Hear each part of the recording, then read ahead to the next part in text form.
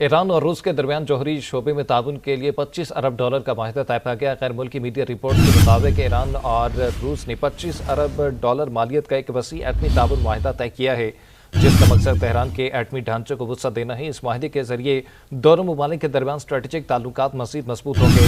Moscow میں منعقدہ on line conference جس میں ایران اور روس دونوں ممالک کے حکام اور ماہرین نے شرکت کی، ایران کے سفیر قاسم جلانی نے خطاب کرتے ہوئے کہا کہ ہرمز منصوبہ اور بوشہر نیوکلیر پاور پلانٹ کی توسیع پرامن ایٹمی توانائی کے شعبے میں ایران اور روس کے درمیان دو طرفہ تعاون کے سب سے اہم منصوبوں میں شامل ہیں۔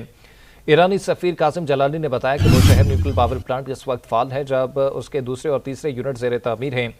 $25 ارب کی سرمایہ کاری سے چلنے والا ہرمز منصوبہ ایران کا سب سے بڑا ایٹمی منصوبہ ہے، جو ایران کے نجی شعبے اور روس کی سرکاری ایٹمی کمپنی روساتوم کے تعاون سے تیار کیا جا رہا ہے۔